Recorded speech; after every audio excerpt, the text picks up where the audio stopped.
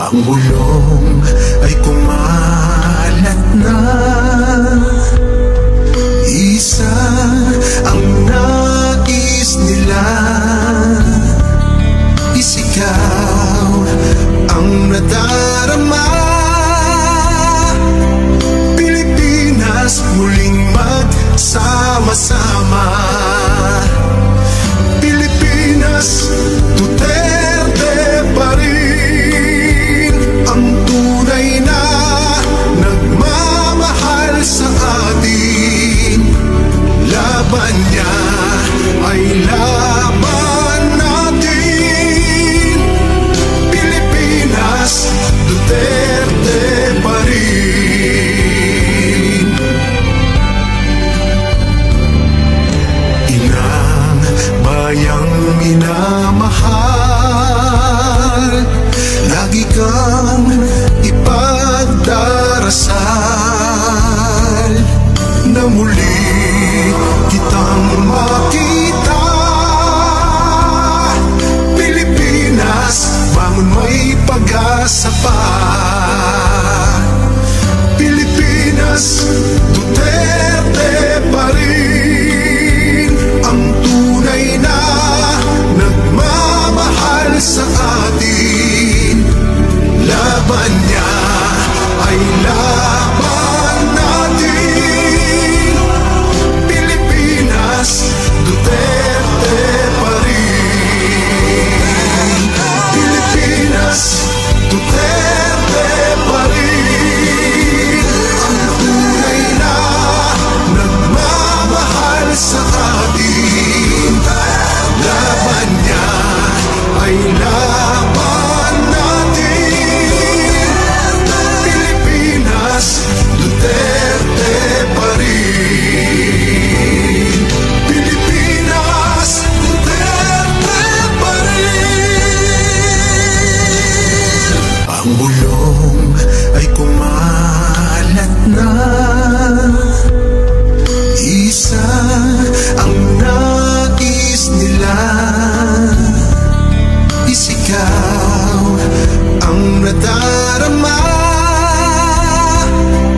Pilipinas muling magsama-sama.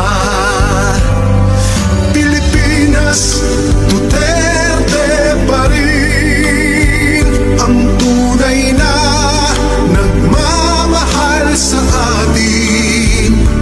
Laban niya ay laban natin. Pilipinas, Duterte pa rin.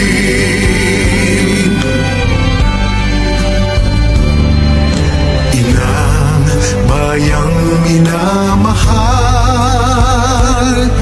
lagi kang ipagdarasal na muli kitang makita. Pilipinas, bangon, may pag-asa pa. Pilipinas, Duterte pa rin ang tunay na nagmamahal sa atin. Laban niya ay laban natin. Pilipinas, Duterte pa rin. Pilipinas, Duterte pa rin ang tunay na nagmamahal sa atin. Laban niya ay laban natin. Pilipinas, Duterte pa rin. Pilipinas, Duterte pa rin.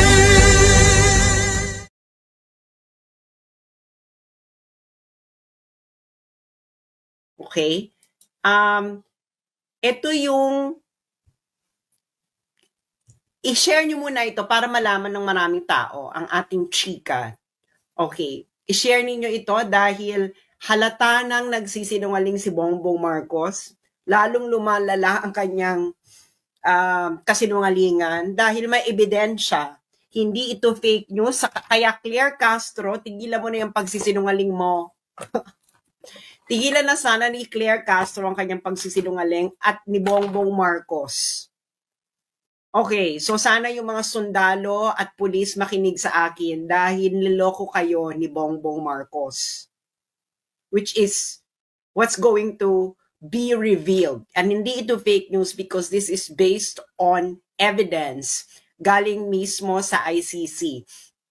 So, i-release nyo ito, i-share nyo na sa inyong mga chat groups, kainuman, kabarkada, kaek-ekan. Ayan, para malaman ninyo kung nakikinig kayo, ha?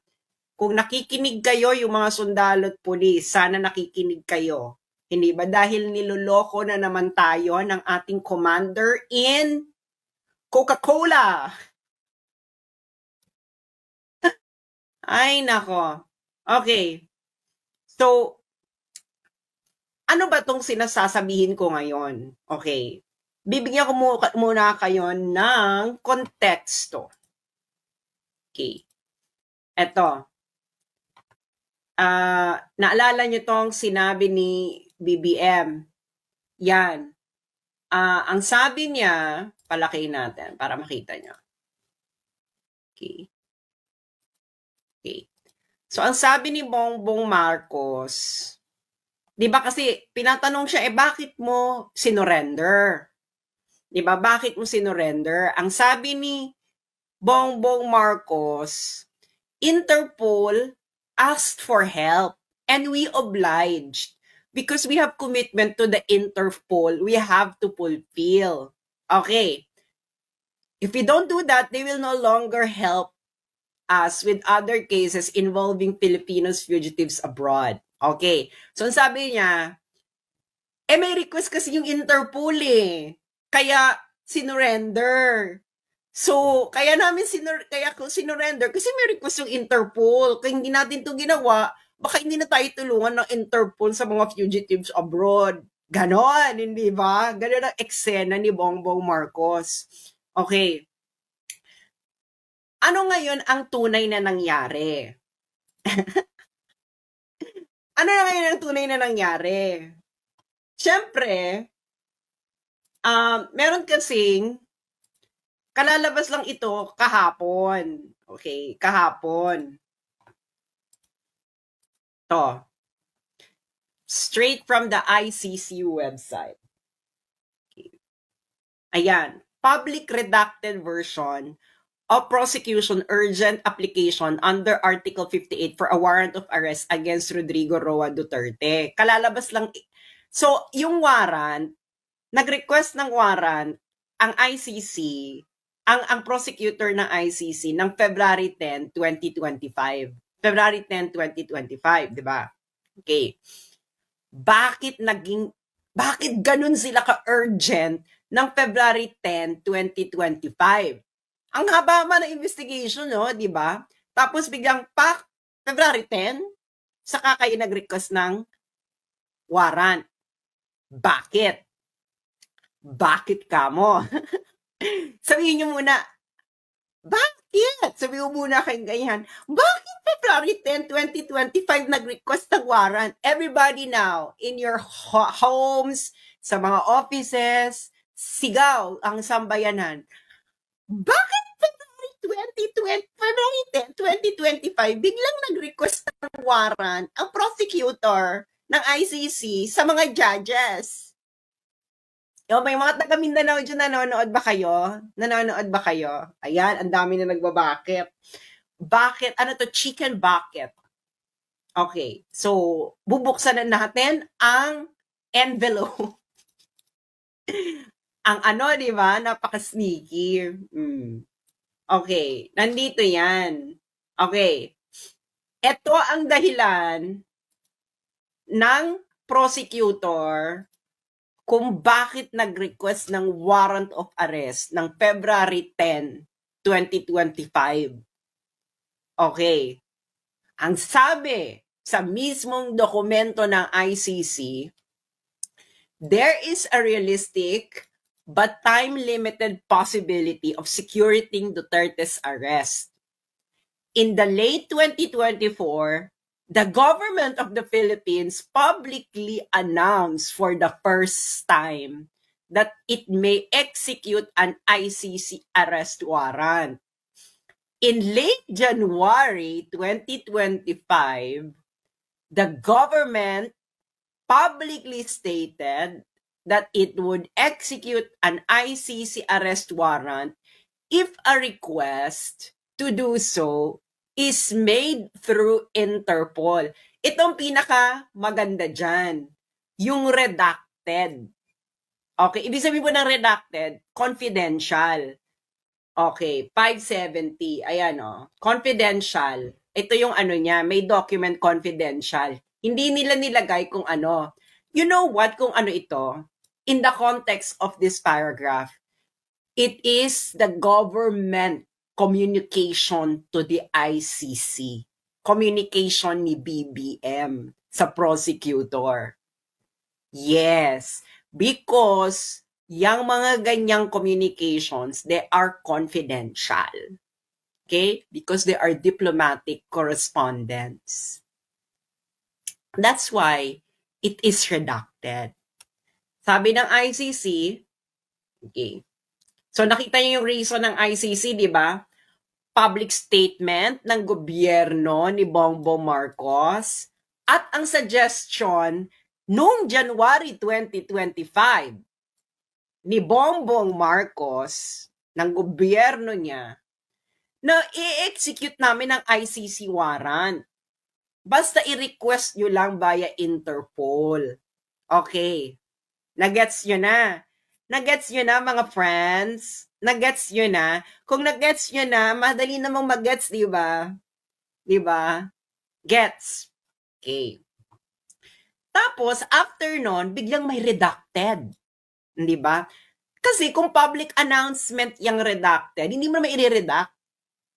Kaya yan ay official government communication to the ICC, kaya redacted. Nagets nyo? Okay? Usually kasi pag diplomatic correspondences na ganyan, redacted yan. Okay? So, niredact nila. Okay? Should this eventuate, the prospects of arresting Duterte will likely disappear. So, ano ibig sabihin yan? Kung mangyari ito, okay, should this eventuate, the prospect of Duterte will likely disappear. Ano yung dito sa redacted? Ano dito yung sa redacted? Magkatabing sentence eh. Ano dito yung sa redacted? Ang sinabi ng ICC na should this eventuate. Ano yung ibig sabihin nun? Ibig sabihin na should eventuate, kung mangyari ito, ang possibility na ma-arrest natin si Duterte ay mawawala. Okay. So may sinabi ang gobyerno ni Bongbong Marcos or anyone, okay, si Bongbong Marcos or whoever, na nandito yan sa redacted.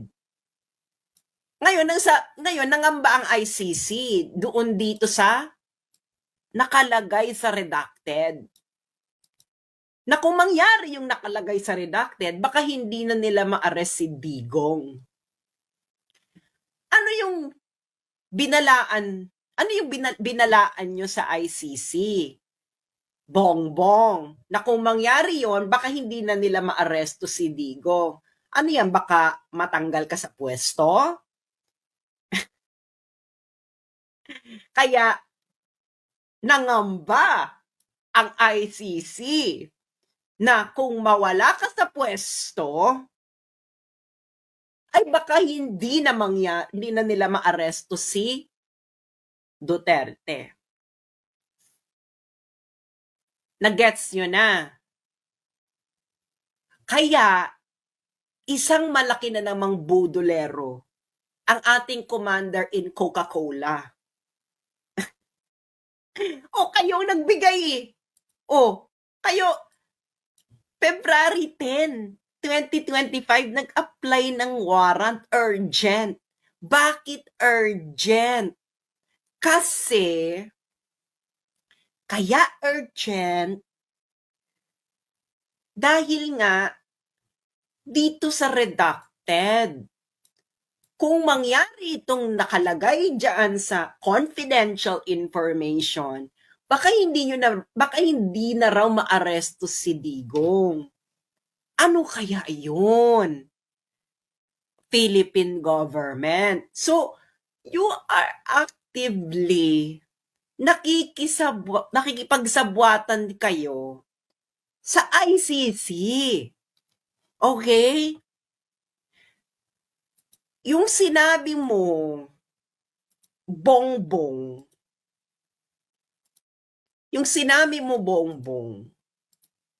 na hindi ka nakikisabwatan, gusto mo lang sundin. Ipapost ko ulit para for more impact. Yung paeklabo mo na ay hindi. Kasi humingi lang naman ng tulong ang Interpol. Yan ang gusto mong ipahatid sa nasyon, sa mga pulis at mga sundalo, na humingi lang ng tulong ang Interpol. Pero ang buong katotohanan na hindi nyo na maikukubli,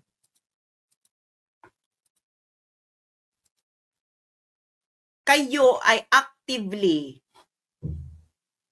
nakikipagsabwatan sa ICC.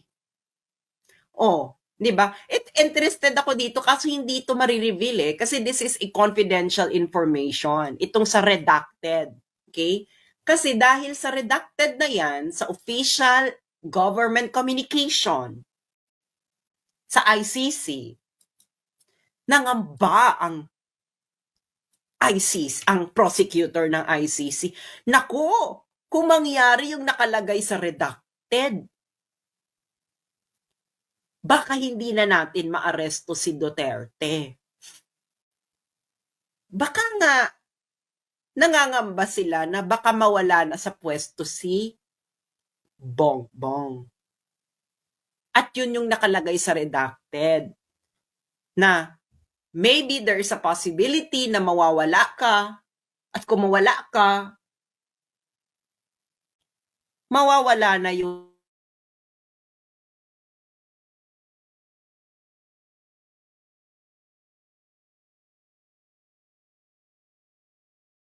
So, ibig sabihin, ang chance talaga ng ICC ay dapat nandyan si Bongbong Marcos. Yun ang ibig sabihin yan. Yung sinasabi ni Bongbong Marcos na siya ay hindi sumusunod lang kami sa Interpol. Isa itong malaking kasinungalingan. Sila mismo ang nagsabi sa ICC kung papaano gawin. Ngayon, kaya nila sinuggest na para sa Interpol, ito ay for public communication purposes. Para hindi lumitaw na actively talaga silang nakikipagsabwatan. So, kailangan mo ng middleman. Alam niyo yung gano'ng eksena, di ba? Alam niyo yan. Alam niyo yan. Halin tulad ko yan. Halimbawa, nanliligaw ka. Tapos nahihiya ka. Tapos ang gagawin mo, kukuha ka ng middleman, hindi ba? Na, uy, bigay mo itong sulat ko, sabihin mo. Huwag mo sabihin kung kanino galing. Ganon. Ganon Bongbong ang nangyari. Di ba? Na, parang ganon, di ba? Ligaw-ligaw eksena. Na,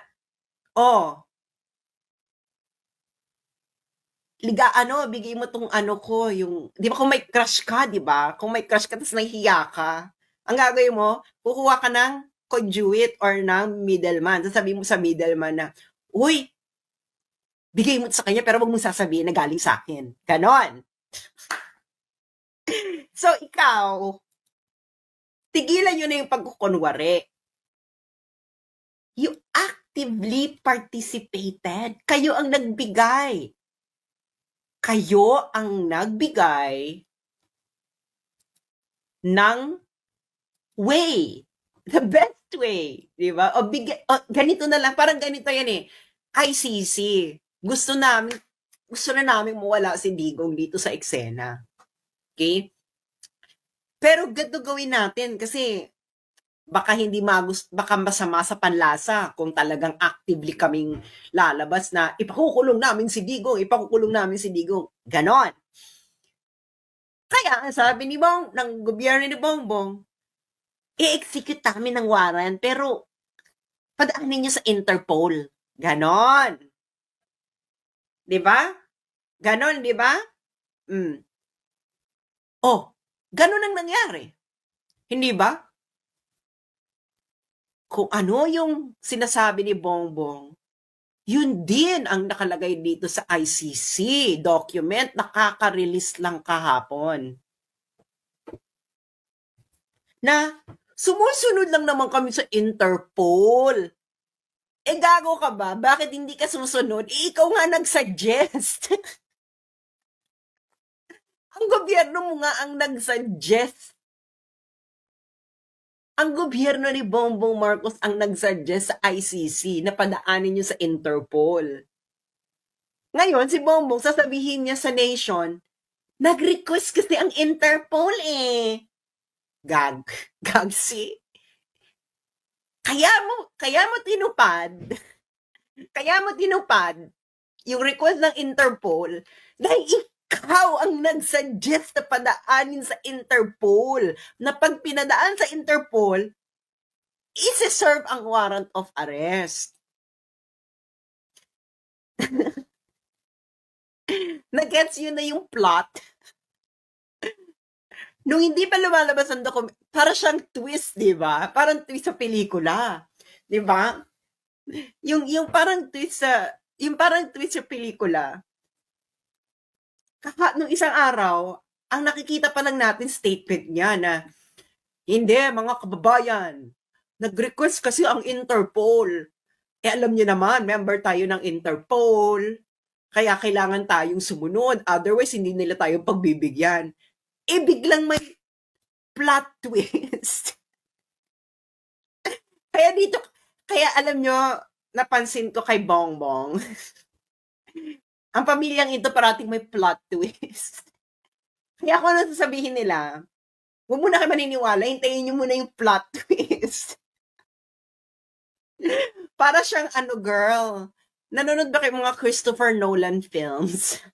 Yung Inception, Interstellar, yung mga ganyan ba, yung mga ni Chris Nolan, di ba ang hilig ni Christopher Nolan sa plot twist? Parang ganyan ang pelikula ngayon. May plot twist, hindi ba?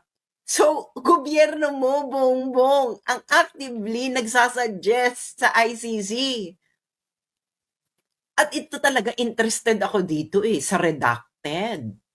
Bakit? Kasi kung mangyari yung nakalagay sa redacted, baka daw hindi na nila maaresto si Digong ng ICC. Hindi na, most probably hindi na nila maaresto kung mangyari yung sa redacted. Ano ba yan? Mawawala ka sa pwesto or wag naman sana, or alam nyo may taning na buhay ni Digong. Pero kung alam nyo na may taning yung buhay ni Digong, tapos pinagmadaling ninyo, hindi ba parang mas nakakaloka yun? Yung, ay, malapit na mategi si hulihin nyo na.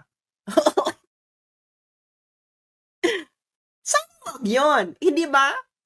Pero, well, given na ang gobyerno natin ay commander in Coca-Cola, hindi malayong pwede rin yon, hindi ba? Alam nyo naman, ang mga adik, animal. Pero, i-discuss ko mamaya yung word na animal, ha? Pero baka ang more like, pwede rin na, baka mawala na kasi kami sa pwesto. Kung mawala na kami sa pwesto, hindi yun na maaresto kasi ang papalit yung anak niya. Kung anak niya yung pumalit, paano maaresto? Alam nyo na. Again, February 10 lang po nag-request ng warrant ang ICC. Bakit sila nagmadali? Nagmamadali sila. Madali. Dahil nga, kung mangyari yung nakalagay dito sa redacted, baka daw hindi na ma-aresto si Digong. Yang redacted na yan ay government communication yan. Yes, boom. Nakikita niyo yung flow, di ba? Nung paragraph. Public statement ng gobyerno, public statement ng gobyerno ni Bongbong, and biglang redacted. Public, private. Hindi ba? Public, private communication ng gobyerno ni Bongbong. So, mga friends, taga Mindanao, mga taga-supporters ni Bongbong at media, bakit ba gusto yung niloloko kayo ni Bongbong? Masarap ba? Masarap bang niloloko ni Bongbong? So, si Bongbong Marcos, ang gobyerno po ni Bongbong Marcos, ang nag-suggest sa ICC na ipadaan sa Interpol. Nagets nyo na, ang gobyerno ni Bongbong Marcos ang nag-suggest sa ICC na padaanin ang warrant sa Interpol. Kaya niya sinunod ang Interpol request na sinasabi niya dahil siya nga ang nag-suggest nun sa ICC. At ito ang nakalagay sa dokumento mismo ng ICC. Yang redacted ang pinakamaganda na makuha. Pero hindi natin makukuha kasi confidential information to eh. Unless na meron tayong mga unless meron tayong mga tao sa ICC or alam nyo na, at yung mga friends natin sa DW. Kung hindi nyo alam yung DW, baka ma-extract nyo yan. Hindi ba? Yung redacted na yan. Ibibigay ko yung number sa mga friends natin sa DW. Ito yung redacted. Ito yung document number. PHL OTP 00015372. So, ito yung bongga, di ba? Kung mangyari yung nasa redacted, baka hindi na natin ma-aresto si Duterte. Dalawang possibilities lang yan. Mawala si Bongbong sa pwesto. Baka may sinabi yung gobyerno na baka kasi wala na kami sa pwesto eh. Kung wala na kami sa pwesto, hindi na ma-aresto yung si Digong. Kasi anak niya na yung papalit. Ganon. Or pwede ring, wag na kayong umangat, pwede rin na sabihin nila na may nakita kami information na baka malapit ng mategi si Digong kasi sa health. So, kung ganon, kung mawala na siya, hindi na maaresto. So, dalawang lang yan. Dalawa lang version lang yan kung bakit hindi nila maaresto si Digong. Mawala si Bongbong sa pwesto at ang pumalit na si Sara. Or, si Digong ay mamaalam na. Baka because of health, ganyan. Hindi ba? In both scenarios, we can associate with the commander in Coca-Cola. Naka-Coca-Cola yan. Hindi ba? Ikaw kasi Digong. Alam niyo kung bakit? Galit talaga ang adik kay Digong. Ganun lang kasimple yun. So, ganyan yan. Okay? Gobyerno ni Bongbong Marcos talaga ang nag-suggest sa ICC na padaanin sa Interpol. Para nga naman, pag nagsalita sila in public, hugas kamay, hindi ba? Pontius Pilate na, hoy ha, wala kaming kinalaman dyan. Nag-request lang naman ng Interpol. Nandito sa dokumento ng ng ICC, kayo pala nagbigay ng suggestion na yon.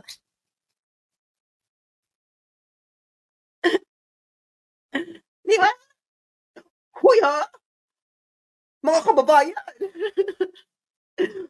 mga kababayan, hindi kami nag-surrender, nag-request lang ang Interpol.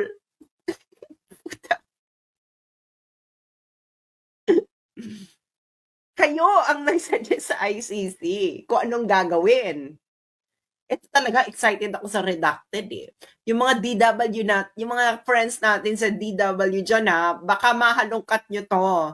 Ito ang document number. Page LOTP 00015372. Confidential document yan. So, official government communication. Yan, di ba? So, kasi dito, ang urgent request nila nakabase sa sinabi ng gobyerno ng Pilipinas.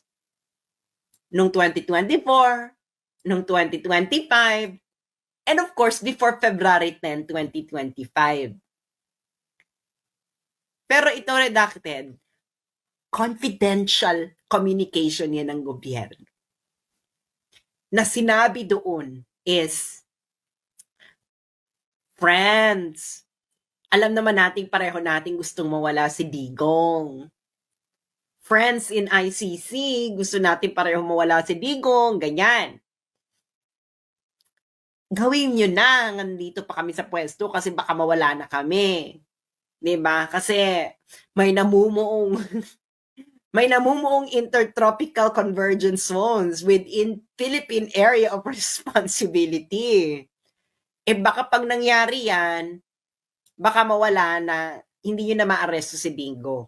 Or pwede ring, palagi siguro ito mangyari kasi mas madaling maaresto nila si Digong. Pwede rin siguro kung magkaroon ng gera boom boom. Mas madali kasi maaresto si Digong kung may gera boom boom kasi martial law yun State of emergency yun. Di mas madaling maaresto. Nandun ka pa rin. So malamang dalawa yung dahilan kung bakit pinagmamadali. Either baka malapit ng mategi boom boom si PRRD kasi nga matanda na. Let's just admit it. Baka may nalaman silang ganon. Or baka nangangamba sila na mawala sila sa pwesto, yung sina Bongbong. Siyempre, nagpanik ang ICC kung ano man yung nakalagay sa redacted. Shit, kung mawala na si Bongbong, hindi na natin makukuha yan si Digong kasi anak niya na yung papalit. Or, nako kung mategi na si Digong, hindi na natin makukuha yan. Wala na tayong pang press release na meron pa palang silbi ang ICC. Ganyan. Kasi friends, ngayon, nanganganib ngayon ang ICC kung may silbi pa siya. Hindi ba? So talagang the stars aligned, the stars of the ICC and Bongbong Marcos aligned. Alam nyo na, yung isa, Bongbong, tanggalin na yan dito si Digong. Ipa-ICC na natin. Yun ang best way kay Digong na tanggalin si Digong. Well, there are two things that Digong want to do. Pwede niyang ininoy si PRRD or let the ICC handle the problem. Ganon. Nagigets ninyo? Ngayon, ni Bongbong, let's ICC handle the problem. Sabihin natin, aarestuhin natin, pero padaanin nila sa Interpol. Ganyan. So ngayon, ano kayo ngayon?